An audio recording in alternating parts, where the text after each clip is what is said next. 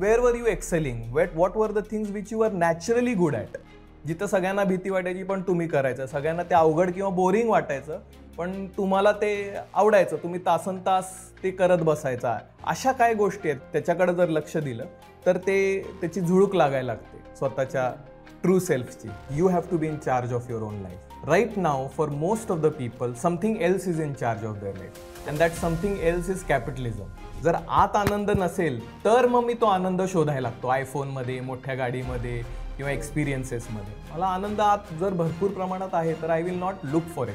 Capitalism ensure करतं की तुम्ही आतून आनंदी नसावं, तुम्ही स्वतःला स्वीकारू नये. ह्यासाठी कॅपिटलिझम डिझाईन्ड आहे.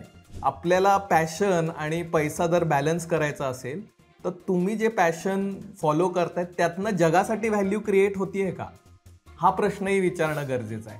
नाही तर तो निव्वळ स्वार्थ झाला.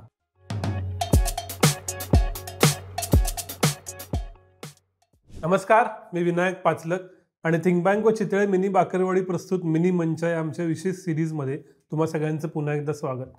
तुम्हाला माहिती आहे की या सिरीजमध्ये आपण वेगवेगळ्या इंटरेस्टिंग लोकांशी बोलतो, त्यांच्याकडून ॲक्शनेबल इन्साईट घेतो आणि वेगळ्या गोष्टी समजून घ्यायचा प्रयत्न करतो. त्यातलीच आजची मुलाखत की जी गणेश उत्सवाच्या पार्श्वभूमीवर होती. माझ्याबरोबर आहेत Tejas Toro. Welcome to think bank. Thank you. Tejas हे कोर अलाइनमेंट कोच आहेत. मूळ इंजिनिअरिंग आणि मग त्याच्यानंतर NLP शिकून गेले 13-14 वर्ष ते कोर अलाइनमेंट कोच म्हणून काम करतात. सोल ॲट वर्क नावाची त्यांची संस्था आहे. त्यामुळे मला मुळात कोर अलाइनमेंट म्हणजे काय हे समजून घ्यायचं आहे, याचा वैयक्तिक ग्रोथला कसा फायदा होतो ते समजून घ्यायचं आहे, आपलं पोटेन्शियल पूर्ण युटिलाइज करण्याचा जो प्रश्न आहे त्याच्यात या सगळ्याचा काय वापर करता येतो ते समजून घ्यायचं आहे. खूप इंटरेस्टिंग विषय आणि व्यक्ती आज आपल्याबरोबर आहे. पहिला प्रश्न हाच आहे की कोर अलाइनमेंट कोच म्हणजे काय? सो बेसिकली विनायक, व्यक्ती जे पण काय करत असतो ते का करतो, तर तो म्हणत असतो मला आनंदी व्हायचा आहे, मला सक्सेसफुल व्हायचं आहे, मला कुणाला तरी काहीतरी प्रूव्ह करायचं आहे. बरोबर. ह्या सगळ्या व्याख्यांमध्ये कॉमन जे एक शब्द आहे तो म्हणजे मला. मग हा जो मला आहे, हा मी कोण आहे हे जर माहीत नसेल तर मी जे काय करतोय सक्सेसफुल व्हायला, प्रूव्ह करण्यासाठी, ते त्या मलाला ॲड्रेस होणारच नाही. ते कुठल्या तरी दुसऱ्या आयडेंटिटीला ॲड्रेस होईल. सो जनरली काय होतं की माझा एक खरा अस्तित्व असतं, एक ऑथेंटिक सेल्फ असतं, पण समाजामध्ये जगत असताना मी एक पर्सोना एम्ब्रेस करतो. पर्सोना म्हणजे एक सामाजिक आयडेंटिटी किंवा सामाजिक प्रतिमा. आणि जे काय मी करतोय ते त्या सामाजिक प्रतिमेसाठी करायला लागतो आणि ती सामाजिक प्रतिमा प्रूव्ह करते, ती सामाजिक प्रतिमा सक्सेसफुल होते, पण मी जो आहे तो मागं राहतो. मी कुठेतरी मी दुसराच असतो आणि जरी बाहेर सक्सेस आहे तरी आतमध्ये मी व्हॉइड फील करायला लागतो.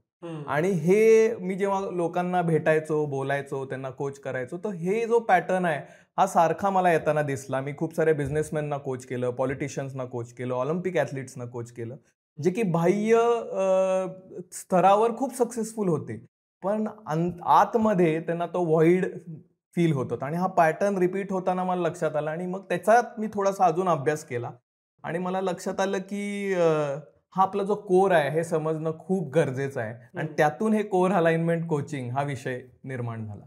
समजा मला माझा कोर समजून घ्यायचा आहे तर मी काय करायचं?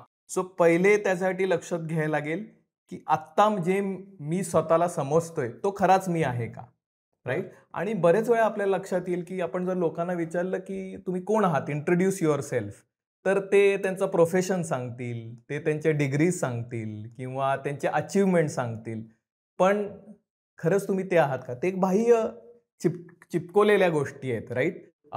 सो ते ओळखणं की ते मी नाही आहे, राईट? मग प्रश्न राहतो की मी कोण आहे. जर आपण त्यालाच मी समजून बसलो, अचीवमेंट्स आणि अकम्प्लिशमेंट्स, डिग्रीज, तर मग खऱ्याकडे जाण्याच्या संभावनाच राहत नाही. So the first and most important step is to say हे मी नाही आहे. हे माझे फीचर्स असतील पण हे मी नाही आहे. आता हे सगळं मी केलं, समजा की हे माझे फीचर्स नाही आहेत, काही नाही आहे, काही नाही आहे, पण पुढची जी जर्नी आहे ती ॲब्स्ट्रॅक्ट असते ना खूप, मग ती कशी करायची? तर ही जी जर्नी आहे खूप वैयक्तिक जर्नी आहे, कारण मनुष्य हा जो फिनॉमिना आहे तो खूप कॉम्प्लेक्स आहे. तो कुठल्या फिलॉसॉफी किंवा कुठल्या चौकटीत किंवा कुठल्या धर्मात बसवता येत नाही. तो आपल्याला वैयक्तिक स्वतःमध्ये आत डोकावून स्वतःच्या जीवनामध्ये आपण जे रिअल सेल्फ आहोत त्याचे पडसाद दिसतच असतात. तुला एक उदाहरण देतो मी, की आज माझ्या जे काम आहे त्याच्यात पब्लिक स्पीकिंग हा खूप मोठा भाग आहे, राईट. पण जे मी करिअर निवडलेलं फॉर्मली ते इंजिनिअरिंग होतं. त्याचा आणि पब्लिक स्पीकिंगचा काय संबंधच नाही आहे. तर माझे आई वडील सांगतात की जेव्हा मी 3-4 वर्षाचा होतो तेव्हा माझे वडील खेत्री म्हणून राजस्थानमध्ये एक गाव आहे तिथं पोस्टेड होते. आणि तिथं एक ऑफिसर्स क्लब टाईप होतं. त्याचा एक ॲन्युअल फंक्शन चालू होतं आणि स्टेजवर अनाऊन्स करण्यात आलं की काहीतरी तांत्रिक गडबडीमुळं एक 15 मिनिटचा गॅप आहे आणि ऑडियन्समध्ये कुणाला जर परफॉर्म करायचं असेल तर ते येऊन परफॉर्म करू शकतो. तर मी एक छोटासा मुलगा होतो. मला कोणी सांगितलं नाही, कोणी पुश केलं नाही. माझे आई वडील सांगतात तू स्वतःहून पळत गेलास, स्टेजवर गेलास आणि नन्ना मुन्ना राई हूँ देश का सिपाही हूँ हे ते सॉन्ग हे केलं. म्हणजे हे जी ट्रेट आहे हा कुठेतरी होता. बरं, हा ट्रेट काय शिकवून आला नव्हता. तर जसा हा एक ट्रेट आहे तसं आपल्या प्रत्येकामध्ये काही ना काही ट्रेट्स आहेत. ते ओळखणे आणि ते ओळखणे म्हणजे काय, तर you have to look into your own life. Go back and see in your own life की where were you excelling, what were the things which you are naturally good at. जिथं सगळ्यांना भीती वाटायची पण तुम्ही करायचं, सगळ्यांना ते अवघड किंवा बोरिंग वाटायचं पण तुम्हाला ते आवडायचं, तुम्ही तासन तास ते करत बसायचा. अशा काय गोष्टी आहेत ह्याचे जर आपण त्याच्याकडे जर लक्ष दिलं तर त्याची झुळूक लागायला लागते स्वतःच्या ट्रू सेल्फची. खरं तर कित्येकांचं असं असतं की त्यांना माहित असतं की कोणी चांगला सिंगर असतो, कोणी चांगला आर्टिस्ट असतो, कोणी चांगला पब्लिक स्पीकर असतो. पण ज्या व्यावहारिक गरजा आहेत, पैसे कमावणे, फॅमिली सेटल करणे, ह्याच्यात मग डायलेमा तयार होतो की मला आवडतं गाणं, पण गाण्यातनं मी IT इतके पैसे कसे मिळवणार. मग खूप लोक इंजिनियर होतात, मग ITत जातात आणि इव्हेंच्युअली द पॅशन डाईज. अशा ह्या कॉन्फ्लिक्टचं काय करायचं. बेसिकली तुम्हाला अंडरस्टँड करायला लागेल that you have to be in charge of your own life, right.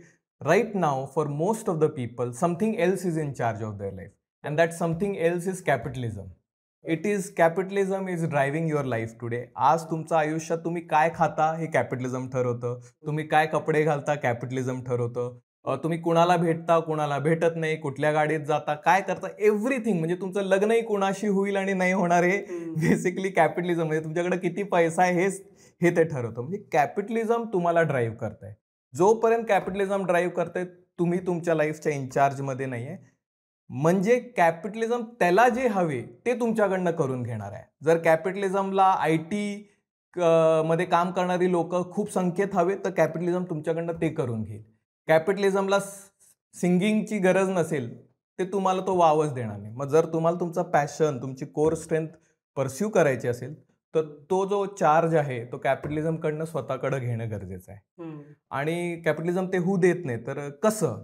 तर basically capitalism is all about money, right. पण जर सगळ्यांकडे खूप पैसा आहे आणि त्यांनी तो स्पेंडच केला नाही तर कॅपिटलिझम चालेल का.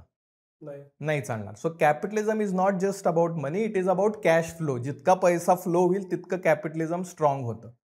आता जर माणूस सुखी समाधानी आहे, त्यांनी स्वतःला स्वीकारलेला आहे, त्याला त्याच्या आयुष्याची क्लॅरिटी असेल, त्याला कुणाला दुसऱ्याला काही दाखवण्याची किंवा प्रूव्ह करण्याची गरज नसेल तर तो अननेसेसरीली स्पेंड करेल का.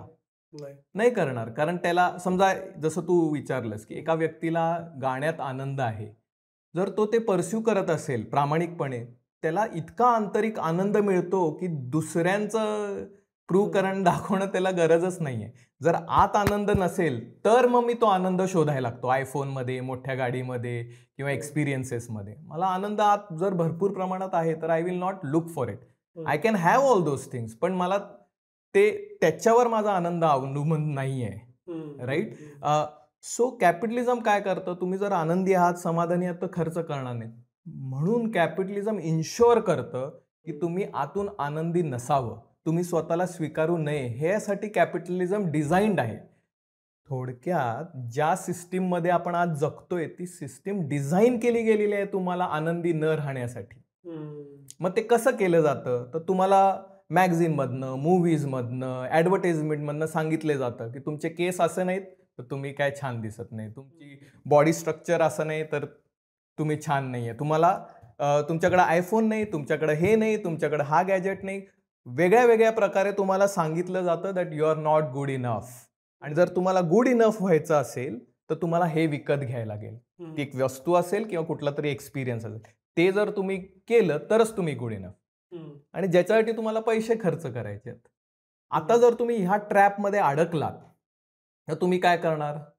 तुम्ही पैसे खर्च करायला लागता, असलेले पण आणि नसलेले पण. तुम्ही लोन घेता आणि EMI सुरू होतात. एकदा त्या चक्रात तुम्ही अडकला की तुम्ही कॅपिटलिझमच्या ताब्यात आहात. आता तुम्ही परस्यू करू शकत नाही तुम्हाला जे हवे ते. हे कळलं, हे एकदम क्लॅरिटीनं कळलं की आपल्याला कॅपिटलिझमच्या ताब्यात जाऊ द्यायचं नाहीये. राईट. पण हे करायला अवघड आहे ना, कारण आजूबाजूचे लोक असतात, पिअर प्रेशर असतात, आजवर आपण ग्रो झालेलो असतो त्याचं एक प्रेशर असतं, त्याला कसं टॅकल करायचं? त्यामुळे मला असं वाटतं की हा अवेअरनेसचा पाथ आहे आणि हा जितक्या लवकर तुमच्या आयुष्यात तुम्ही अवेअर व्हाल आणि तुमचे फायनान्सेस चांगले मॅनेज कराल, तुमचं स्वतःचं आयुष्य चांगलं मॅनेज कराल, तितकं तुम्ही तुमच्या लाईफच्या इन्चार्जमध्ये असणं सोपं होतं. असं नाही आहे की देर आर लॉट ऑफ पीपल ज्यांनी मिड करिअर सुद्धा ट्रान्झिशन्स केलेले आहेत, पण ते अवघड होतं. सो जर तुम्ही फायनान्सेस मॅनेज केले असतील, कारण हे जगच कॅपिटलिस्टिक आहे, ते जर मॅनेज केले असेल तर खूपशा गोष्टी सोप्या होतात. आणि मग there are lot of tools and techniques to build the right career. So त्याचं फर्स्ट स्टेप आहे क्लॅरिटी येणे की मला एक्झॅक्टली काय करायचं आहे, मी जे करतोय त्यातनं काय व्हॅल्यू क्रिएट होते. कारण समजा कुठली गोष्ट मी करतोय, मग ते बिझनेस असेल, प्रोडक्ट बिल्डिंग असेल किंवा पॅशन असेल, ते फक्त जर मलाच आनंद देतंय आणि दुसऱ्यासाठी काही व्हॅल्यू क्रिएट करत नसेल तर तुम्हाला पैसे मिळणार नाहीत. राईट. सो आपल्याला पॅशन आणि पैसा जर बॅलन्स करायचा असेल तर तुम्ही जे पॅशन फॉलो करतायत त्यातनं जगासाठी व्हॅल्यू क्रिएट होतीये का, हा प्रश्नही विचारणं गरजेचं आहे. नाही तर तो निव्वळ स्वार्थ झाला, स्वतःच्या आनंदासाठी करतो. आणि व्हॅल्यू क्रिएट होत नसेल तर world is not gonna reward you with money. Right. So मी जे पॅशन फॉलो करतोय ह्यातनं कशी व्हॅल्यू क्रिएट होऊ शकते हा पहिला प्रश्न. आणि ती व्हॅल्यू कोण सगळ्यात जास्त व्हॅल्यू करेल. मला एक गोष्ट आठवते या पॉइंटला की एक आजोबा असतात, त्यांना आपल्या नातवाला एक लेसन द्यायचा असतो, तर ते त्यांच्या आजोबांचं एक जुनं घड्याळ काढतात, गंजलेलं असतं, बंद पडलेलं असतं, ते त्या नातवाला देतात आणि त्याला म्हणतात ह्याची व्हॅल्यू किती आहे हे शोधून आण. आजोबा तो बघतो, तो मॉडर्न जनरेशन मधला मुलगा असतो, तो म्हणतो आजोबा ह्याला काय व्हॅल्यू आहे, ह्याला कोण काय घेणार पण नाही, हे टाकून द्या. तर तो म्हणतात हा तुला एक प्रोजेक्ट आहे, शोधून आण. हा म्हणतो एवढं जुनं घड्याळ गंजलेलं कोण ह्याला व्हॅल्यू करणार. तो सरळ जातो कबाडीवाल्याकडे आणि त्याला विचारतो हे कितीला घेणार, तर तो म्हणतो 5 रुपये. मुलगा येतो, आजोबांना म्हणतो हे 5 रुपयाचं ह्याची व्हॅल्यू आहे, देऊन येऊ का. तर आजोबा म्हणतात थांब जरा, ते जिथं घड्याळाचं एक दुकान आहे रिपेअर करतात तिथं तू जा आणि विचार. मग तो जातो तिथं, तो बघतो माणूस तिथला रिपेअर करणारा, तो बघतो आणि म्हणतो तर जुनं घड्याळ, पण त्याला लक्षात येतलं ह्यातले काही पार्ट्स वापरता येतील. मग तो म्हणतो मी 50 रुपये देईन. डायरेक्ट 10 पट व्हॅल्यू झाली. मुलगा पळत पळत घरी येतो, आजोबा 5 रुपयाची गोष्ट 50ला विकली जाते. राईट. मी देऊन टाकू का. तर आजोबा म्हणतात नको, थांब थांब. ते एका व्यक्तीचा पत्ता देतात, त्याला मुलाला म्हणतात त्याच्याकडे जातो. हा वॉच कलेक्टर असतो, हा त्याच्याकडे जातो, त्यांना दाखवतो. तर तो जो वॉच कलेक्टर असतो तो वॉच त्या टाईपचे वॉच कलेक्ट करत असतो आणि सिरीजमध्ये हेच मिसिंग असतं. तो बघतो आणि तो म्हणतो मी ह्याचे 50,000 रुपये देईन. हा खुश होतो, पळत पळत घरी येतो, आजोबा 5 रुपयाचं घड्याळ 50,000ला विकलं जातंय, देऊ का. आजोबा म्हणतात थांब. ते त्याला एका म्युझियमचा पत्ता देतात, त्याच्या क्युरेटरला त्याला भेटायला सांगतात. तो जातो म्युझियमवाल्याकडे जातो, म्युझियमवाला बघतो, त्यांनाही ते ठराविक घड्याळाची गरज असते, तो 5 लाख द्यायला तयार होतो. तर ह्याचा अर्थ काय, ती वस्तू एकच आहे, कुणीतरी त्याची व्हॅल्यू 5 रुपये केली, कुणी 50 केली, कुणी 50,000 केली, कुणी 5 लाख केली. राईट. तर आपण प्रत्येक जण युनिक आहोत, आपल्यात काहीतरी एक युनिक स्ट्रेंथ आहे, त्याची व्हॅल्यू ही कशी कराल तुम्ही. राईट. तर जर तुम्ही कबाडीवाल्याकडे गेला तर तुम्हाला 5 रुपये ऑफर करणार आहे. आणि बरेच वेळा हेच होतं, आपल्याकडे जी स्ट्रेंथ असते ती आपण बाहेर घेऊन जातो जगामध्ये आणि ती ऑफकोर्स व्हॅल्यू त्या लेवलला होत नाही, कारण कॅपिटलिस्टिक जगात प्रत्येक जण डिव्हॅल्यू करायलाच बसलेलं आहे. जितकं स्वस्तात मिळेल तितकं चांगलं, आणि मग आपणच स्वतःला डिव्हॅल्यू करून टाकतो. तर असं न करता थोडं स्ट्रॅटेजिकली जायचं करिअरकडे बघताना किंवा बिझनेसकडे किंवा पॅशनकडे बघताना, की मी जे फॉलो करतोय त्यातनं काय व्हॅल्यू निर्माण होणार आहे आणि ती कुणासाठी खूप व्हॅल्युएबल आहे. म्हणजे तुम्हाला तुमचा ऑडियन्स ओळखायचा आहे आणि मग you start catering to that audience. हे जर स्ट्रॅटेजिकली केलं ना, पॅशन आहे म्हणजे ब्लाइंडली फॉलो करा असं नाही, you have to go little strategically. ते जर केलं तर eventually you will find the right niche, you will find the right masala and you will find success. हे तर सगळ्यांसाठी झालं, पण तुम्ही जे सर्वाधिक काम करता ते बिझनेस ओनर्स बरोबर असतं, राईट. आणि त्याच्यात तुम्ही पर्पजफुल बिझनेस ग्रोथ अशी कॉन्सेप्ट मांडता. राईट. तर ती काय आहे, आणि ह्या कॉन्सेप्टवरती बेस्ड एखादा बिझनेस ओनर, MSME ओनर जर काही मुलाखत बघत असेल तर त्याला त्याच्या ग्रोथसाठी काय सांगा? हा, ओके. एका बिझनेसमॅनसाठी ना 2 जर्नीज पॅरलली चालू असतात. एक म्हणजे त्याची वैयक्तिक जर्नी आणि एक त्याच्या बिझनेसची जर्नी. ओके. तर जर आपण ह्या 2 जर्नीजकडे सेपरेटली बघितलं तर ह्याच्यावर दोन्हीवर खूप अभ्यास झालेला आहे, की बिझनेस ग्रोथ जर्नीवर पण खूप मॅनेजमेंट स्टडीज जगभर झालेले आहेत आणि एका व्यक्तीच्या सायकोलॉजीवर पण खूप अभ्यास झालेला आहे. पण जेव्हा ह्या 2 जर्नीज एकत्र येतात, एक कम्प्लिटली कारण ते एकमेकांना अफेक्ट करतायत, तर त्याचा अभ्यास माझ्या दृष्टीनं कमी झालेला आहे. त्यामुळं I come across lot of businessman असे की ज्यांचा बिझनेस खूप सक्सेसफुल आहे, पण ते इंटरनली सक्सेसफुल फील करत नाही. आता तुला एक उदाहरण देतो. 1 महिन्याआधी मला माझा मित्रच आहे, त्याचा फोन आला. त्याची खूप मोठी कंपनी आहे दिल्लीमध्ये, एज्युकेशन स्पेसमध्ये आहे आणि मल्टिपल स्टेट्समध्ये ती कंपनी रीच आउट झाली. तो त्यांनी मला फोन केला आणि म्हणला 1 महिन्यापासून मला काम करण्याची इच्छाच होत नाही आहे बिझनेसमध्ये. सो मी त्याला पहिला प्रश्न विचारला, का? बिझनेस कसा चाललाय? तर तो म्हणला बिझनेस खूपच छान चाललाय, वी आर ग्रोईंग, सगळं काय सेट आहे, मला जावं लागतही नाही माझ्या बिझनेसमध्ये. तर मी म्हणलं अरे वा, चांगलं आहे ना, congratulations, it's a good problem to have. आता ह्याच्यात काय झालेलं की त्याचा जो बिझनेस आहे तो ग्रो झालेला आहे. त्या बिझनेसची नीड, कुठलाही बिझनेस जेव्हा ग्रो होतो तो त्याच्या नीड्स असतात. ओके. सो सुरुवातीला बिझनेसमध्ये टास्क मॅनेजमेंटची नीड सगळ्यात डॉमिनंट असते. म्हणजे काय की बिझनेसमध्ये काम करण्याची गरज आहे, राईट, आणि ओनर पूर्णपणे त्याच्यात हार्डवर्क करत आहे, पूर्ण बिझनेस त्याच्या अराउंड ग्रो होत आहे आणि जरी त्या बिझनेसमध्ये टीम मेंबर असले तरी ते सपोर्टिव्ह रोलमध्ये असतात. म्हणजे ड्रायव्हर असेल, प्यून असेल, कोणीतरी असे असतात, पण मेन रिस्पॉन्सिबिलिटी बिझनेस ओनरच्या वरती आहे.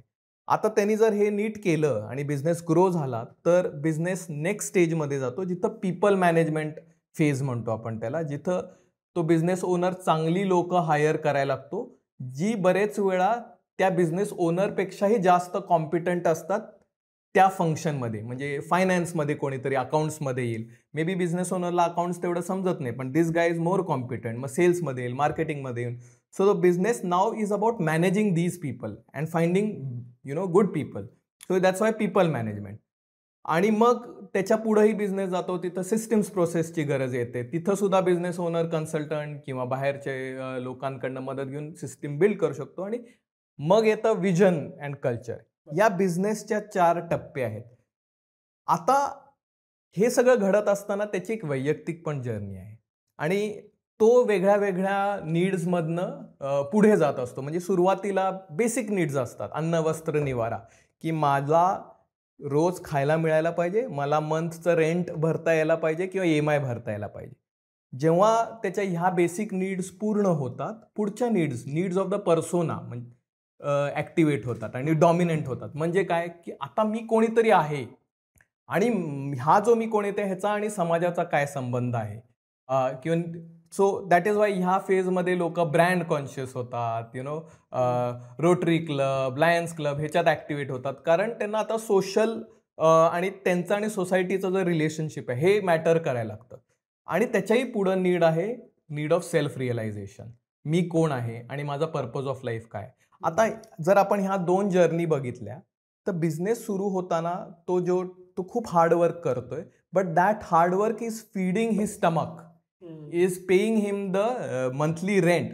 So they are motivated. Okay, आता बिझनेस पुढे गेलाय, पीपल मॅनेजमेंट स्टेजला आला आणि इकडं वैयक्तिक ह्याच्यामध्ये पर्सोनाच्या नीड्स ऍक्टिव्हेट झालेल्या आहे. आता ह्या स्टेजमध्ये त्याच्या पर्सोनाच्या जे नीड्स आहेत त्याही मीट होत आहेत आणि त्यामुळं तो मोटिवेटेड आहे बिझनेस करायला. But the moment the business has grown beyond systems, आता त्यांनी जर सिस्टीम बिल्ड केला नाही तो स्ट्रेसमध्ये जातो, कारण बिझनेस हॅज ग्रोन त्याच्याच अराउंड सगळं आहे, तर तो स्ट्रेसमध्ये जातो आणि मोटिवेशन लूज करतो. कारण इकडं तर त्याच्या नीड्स अजून पुढं जात आहेत, जसं तो त्याचं वयही वाढत असतं आणि त्याच्या बेसिक नीड पूर्ण झाल्यामुळे तो सेल्फ रिअलायझेशन नीड्सपर्यंत पोहोचलाय. पण बिझनेसमध्ये स्ट्रेस आहे, तो इथं डिस्कनेक्ट येतो. त्यांनी जर लकीली सिस्टीम्स बिल्ड केल्या असतील तर he gets disconnected from the business. But now this business is not leading to self realisation. आणि that is where the sense of void starts coming in. Right, आत्तापर्यंत business तुमच्या personal नीड्सना meet करत होता आणि ह्या दोन्ही जर्नी पॅरलली सुरळीत चालल्या होता. ज्यावेळी ह्या जर्नीज सेपरेट व्हायला लागतात तिथं व्हॉइड किंवा स्ट्रेस निर्माण होतो. आणि that's where I come in and I help businessman understand how they can align these journeys. Sometimes they realise okay I need to let go this business, they might sell that business off. और sometimes after the coaching किंवा ते self reflection नंतर त्यांना जीवनाकडे बघण्याचा एक नवीन perspective येतो, त्यांना purpose of life समजतं, त्यांना मार्केट कस्टमर नीड्स वेगळ्या पर्स्पेक्टिव्हनं दिसतात आणि they might repurpose their entire business at this stage. So हे जर आपल्याला जर्नी आधीच कळाली तर आपण आपला बिझनेस मोर पर्पजफुली बिल्ड करू शकतो. आणि जितकं आधी करू ते तितकं त्या बिझनेसला स्पीड जास्त येतो, कारण त्याच्यामध्ये तुमचं वैयक्तिक मोटिवेशन राहतं आणि तुम्हाला लॉंग टर्म क्लॅरिटी असते. समजा मी बिझनेसमन नाही आहे, मी एम्प्लॉई आहे, तर यातली कुठली जर्नी असते आणि ती कशी इव्हॉल्व होती? सो बेसिकली जेव्हा तुम्ही जॉब करायला, फॉर मोस्ट ऑफ देम तो स्टार्ट बेसिक नीड्स पूर्ण करण्यासाठी होतं, अन्न वस्त्र निवारा, राईट. सो त्या नीड पूर्ण होतात. आता करिअरमध्ये तुम्ही थोडं पुढं जाता, ॲट द सेम टाइम्स तुमच्या पर्सोनाच्या नीड्स आलेल्या असतात, म्हणजे मी कोणीतरी आहे, significance and stuff like that. तर त्याही बिझनेस तुमचा जो जॉब आहे तो त्याही मीट करत असतो. पण ही जी पुढची नीड आहे ना सेल्फ रिअलायझेशनची, ते जॉब किंवा बिझनेस बाय डिफॉल्ट मीट करत नाही. ती तुम्हाला त्याच्यासाठी सेपरेट वेळ, चिंतन, मनन, अभ्यास करायलाच लागतो. मग हे जो जॉबची जी सिस्टीम आहे ती तुमच्या जर्नीसाठी डिझाईन केलेली नाही आहे, ती त्यांच्या जर्नीसाठी डिझाईन केलेली, right. So you have to figure out की मी कसा वेळ काढीन स्वतःसाठी, स्वतःच्या चिंतनासाठी, स्वतःच्या मननसाठी. आणखीन त्यातून तुम्हाला काही रिअलायझेशन झालं तर मग हे जर करायचं असेल तर परत तुम्हाला हे कॅपिटलिस्टिक सिस्टीमची अवेअरनेस पाहिजे की जॉब करत तुमचा जसा पगार वाढतोय तसं तुमचे खर्च नाही वाढायला पाहिजे.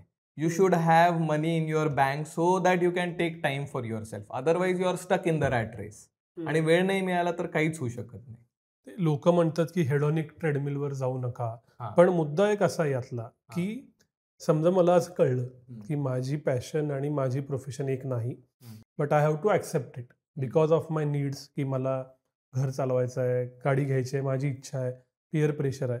तर हे मुळात ॲक्सेप्टिंग द फॅक्ट जे आहे की नाही आहे बॉस, माझी प्रोफेशन आणि माझी पॅशन एक राहणार नाही, तरी सुद्धा मला मस्तच आनंदी आयुष्य जगायचं आहे, हे रिअलायझेशन कसं करायचं, त्यासाठी काय स्टेप? इंटरेस्टिंग क्वेश्चन, खूप चांगला क्वेश्चन आहे, कारण खूप लोक हे फील करतायत. तर आपण त्या घड्याळाच्या गोष्टीकडे जाऊया. व्हॅल्यू, तुम्हाला व्हॅल्यू कधी मिळते? जेव्हा तुम्ही जे काय करत आहात, घडवत आहात, ते कुणाला तरी व्हॅल्यू ॲडिशन करत असेल. तर जर तुमच्या पॅशनमधनं तुम्हाला असं लक्षात येतं की मला तितके पैसे मिळणार नाही आहेत, तर मग दुसरं तुमच्याकडं असं काय आहे which can create value for the world and for hmm it is creating maximum value. कुणाच्या परसेप्शनमध्ये खूप व्हॅल्युएबल आहे, राईट. ते जर तुम्ही शोधून तुमचं करिअर बिल्ड केलं तर कमी वेळ कमी एफर्टमध्ये तुम्ही मॅक्सिमम पैसे कमवू शकता आणि वेळ काढू शकता तुमच्या पॅशनला फॉलो करण्यासाठी. पण एक लक्षात घ्या, जी ट्रेडमिल डिझाईन आहे, जी जॉब सिस्टीम डिझाईन्ड आहे, ही तुमचे स्ट्रेंथ काय आहेत आणि तुम्ही कुठं व्हॅल्यू क्रिएट करताय ह्याच्या अराउंड नाही आहे. त्यामुळे त्यात तुम्ही गेलं तर हे शक्य नाही आहे. तुम्हाला ते स्ट्रॅटेजिकली स्वतः चिंतन करूनच ठरवायला लागेल. हा खूप मोठा विषय आहे, पुन्हा सेल्फ रिअलायझेशनचा आहे. पण शेवटचा प्रश्न हाच, की प्रत्येकाला काही कोचिंग घेणं जमणार नाही. कोर अलाइन मला करायचं असेल किंवा कोणत्याही प्रेक्षकाला करायचं असेल, तर त्याला तुम्ही काय रेकमेंड कराल? काय वाचावं, काय पाहावं, काय ऐकावं, विच विल हेल्प त्या व्यक्तीला कोर स्वतःच्या अलाइन्ड प्रोफेशनकडे जायला? ॲक्च्युली आपण जर भारतात असू तर आपण खूप लकी आहोत, कारण हा देशच सीकर्सचा देश आहे. आणि या देशाने काय सीक केलं, म्हणजे हजारो वर्षापासून आपण काय सीक करतोय, तर आपण कुठली फिलॉसॉफी सीक करत नाहीये, आपण स्वतःलाच सीक करतोय. हा स्वतःला शोधण्याचाच देश आहे. आणि अजूनही जगभरातून ज्याला सेल्फ रिअलायझेशन करायचं ते भारतात येतात.